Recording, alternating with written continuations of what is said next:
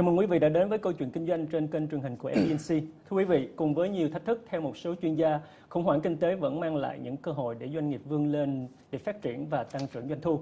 Tuy nhiên, vấn đề làm sao để thực hiện được điều này với chủ đề tạo lợi nhuận từ thời khủng hoảng. Trong câu chuyện kinh doanh ngày hôm nay, chúng tôi muốn cùng quý vị chia sẻ vài góc nhìn và cách thức để có thể thực hiện mục tiêu trên với một triệu phú trẻ đến từ Singapore. Và để biết vị khách mời này là ai, mời quý vị cùng theo dõi một clip ngắn sau đây.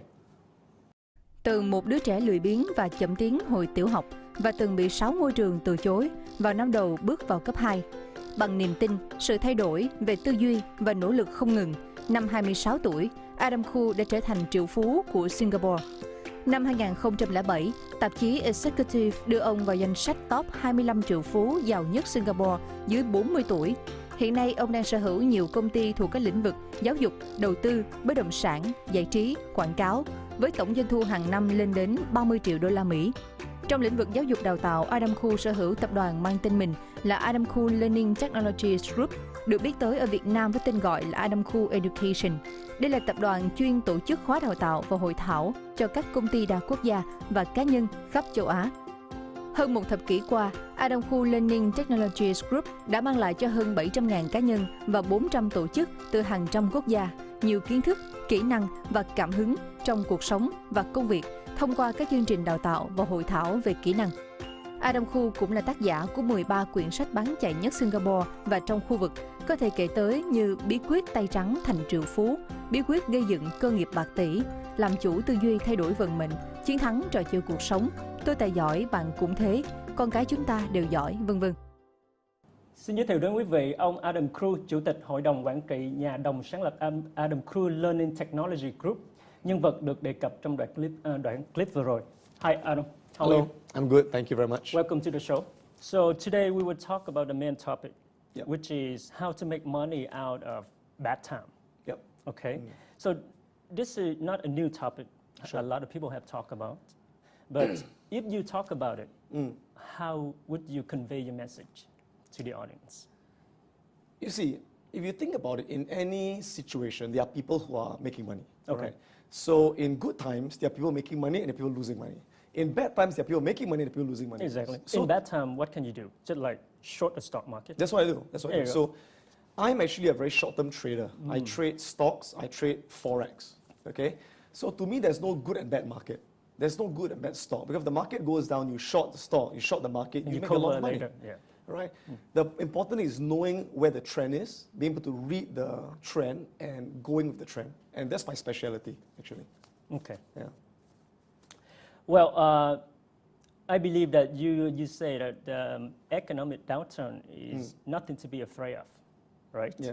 And it's just like any economic cycle, and Yep. that will have both risk and opportunity. Yeah. So tell us something about the risk that you may face and what kind of opportunities are there. You see, there's good and bad in everything. So you find as an entrepreneur, good entrepreneurs are people where no matter what the situation is, they are able to reframe it in their mind to see the opportunity. So for example, when I started my company, education, it was during the recession. You know, the dot-com bubble and all those things, right? Currency crisis 1997? No, it was after that. Oh, okay, after that. The dot-com bubble, 2002. 2002. Yeah, so that's when I started, right? So because I started in a recession, the good thing is in a recession, a lot of people, they don't have much work to do in their companies. And the companies want to send them for retraining. Right. There are people who are jobless and they need to retrain. So it was great for my business. So my business actually prospers in a recession.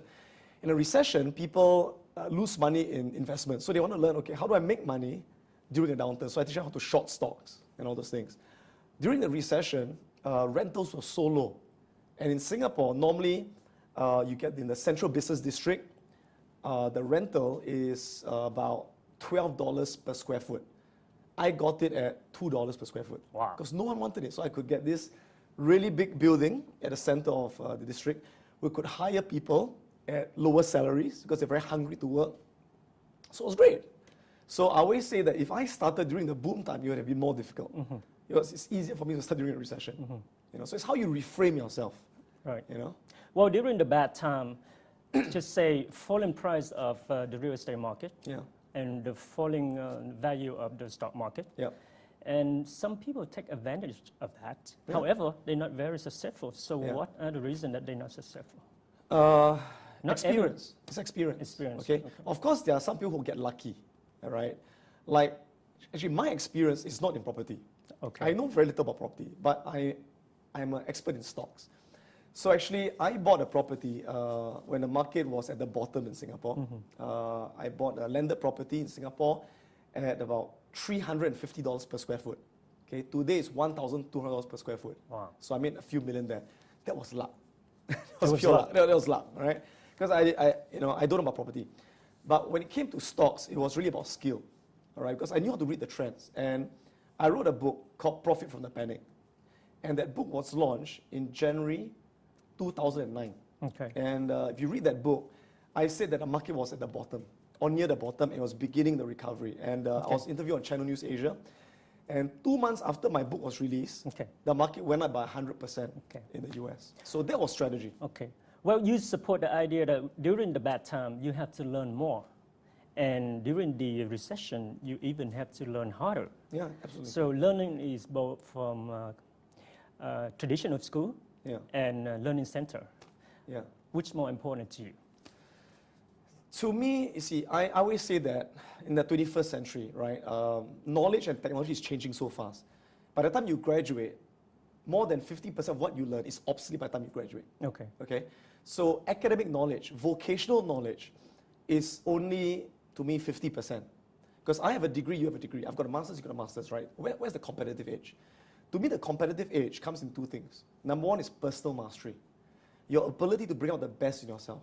The ability to get up from failure. The ability to stay focused. And all this, they don't teach you in school.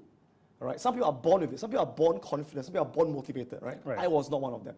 I had to learn how to program myself to be motivated, right? By learning the principles of NLP. The other skill that was very useful that I learned, that I teach, is people mastery.